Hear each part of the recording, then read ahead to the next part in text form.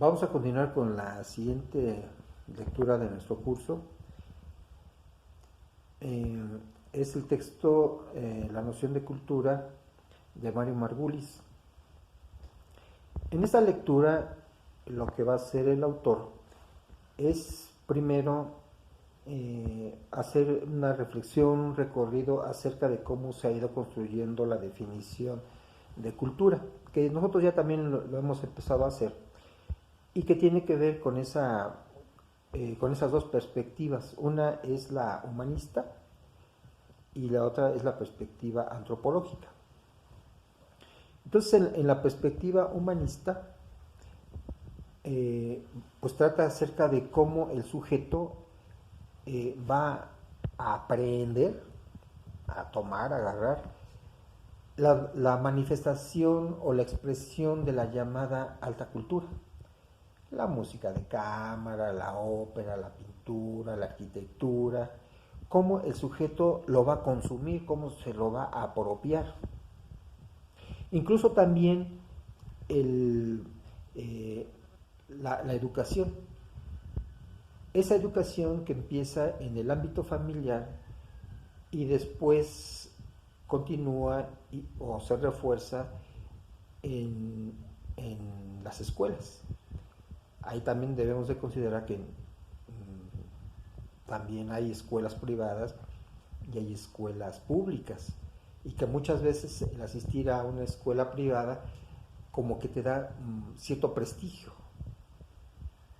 Ese prestigio es el que posteriormente te va a permitir cierta ventaja en el ámbito social, porque quizá el decir es que yo asistí a tales escuelas, yo asistí al consumo de ciertos bienes culturales, entonces ya me ubica en una clase social culta.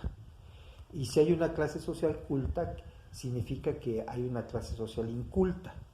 Si hay una clase social con estudios o una clase social educada, quiere decir que hay una clase social inculta, que no tiene estudios, ignorante. Entonces, esta perspectiva humanista establece jerarquías, los que están favorecidos y los que no lo están, los que tienen cultura y los que no la tienen. Y por su parte, la perspectiva antropológica no se va a fijar en esa diferenciación cultural, sino que va a decir el ser humano donde quiera que esté, así esté muy alejado de las zonas llamadas desarrolladas o urbanas, donde quiera que esté, y si se organiza para atender a sus problemas existenciales, a cómo darle respuesta a la naturaleza, cómo organizarse para el trabajo, aunque no tengan, aunque no hayan pasado por una escuela, pero si se organizan para atender estas necesidades sociales inmediatas, entonces están produciendo cultura. Por lo tanto, aquí ya no habría una jerarquía en cuanto a quienes son más cultos que otros, sino que establecería que todos los seres humanos, en cualquier espacio donde se encuentren, pueden producir cultura. Entonces ya no hay un proceso de refinamiento espiritual, ni de superación intelectual, sino que ya los seres humanos estarían en una situación de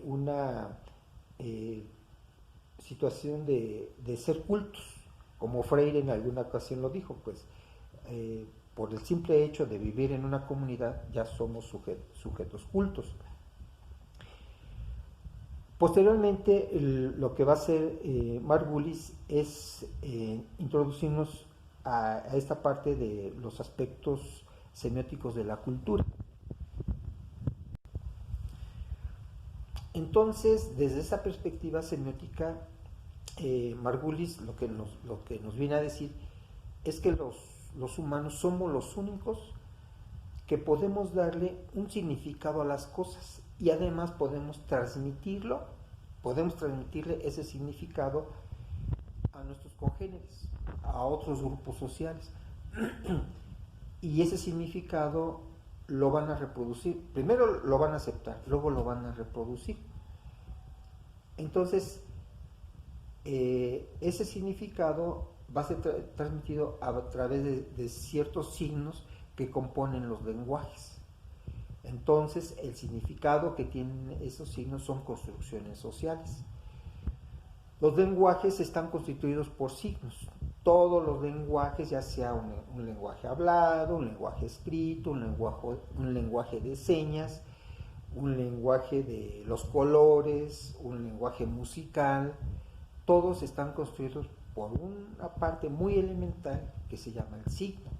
Entonces, por ejemplo, el lenguaje escrito. El lenguaje escrito, su parte más elemental podría ser una palabra.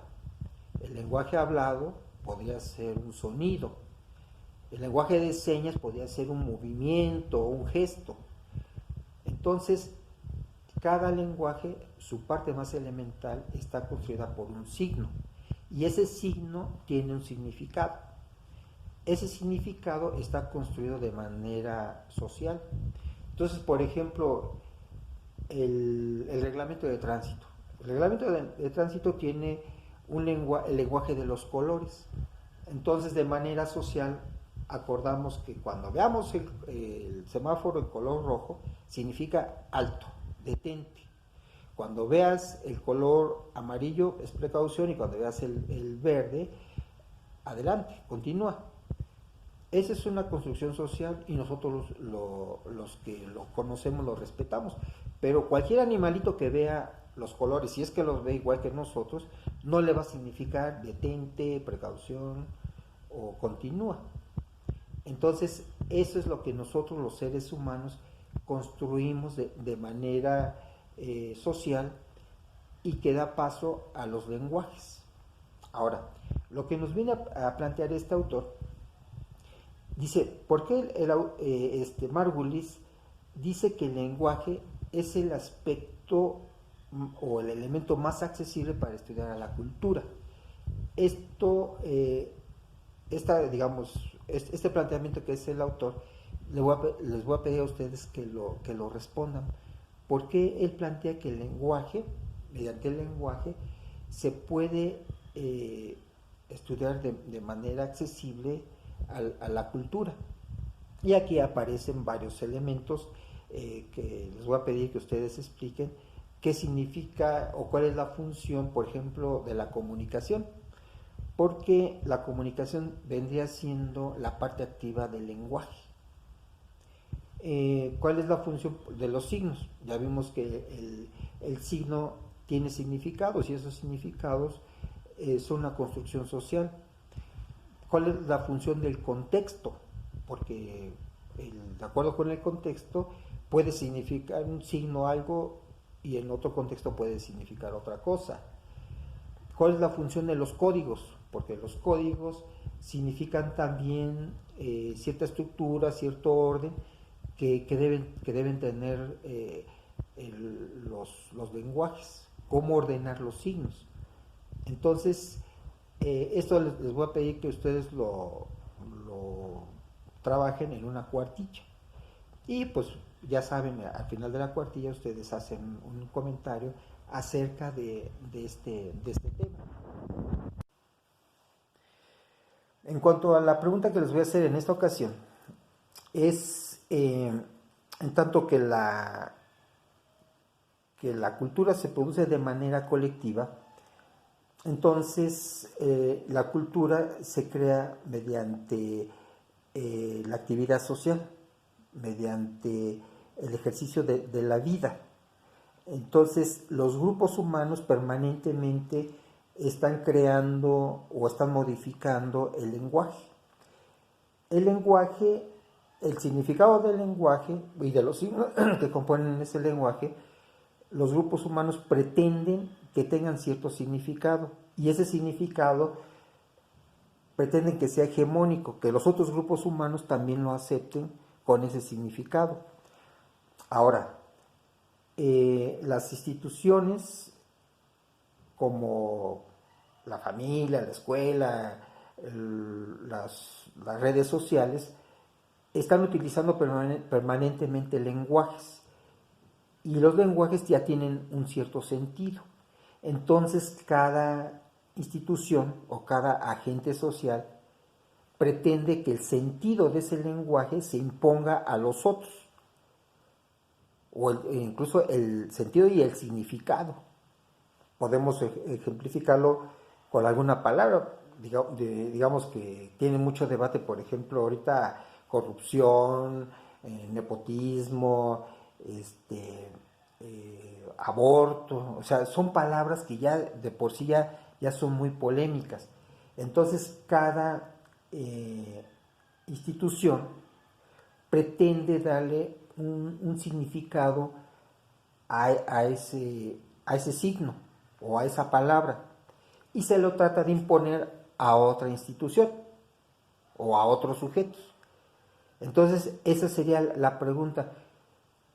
En la época actual, ¿ustedes consideran cuál institución consideran que trata de imponer el significado de sus signos y de su lenguaje a los otros grupos, a los otros grupos o instituciones sociales? Por ejemplo, la escuela le trata de imponer a las redes sociales, o las redes sociales le tratan de imponer a la familia ciertos significados, ciertas palabras con ciertos significados.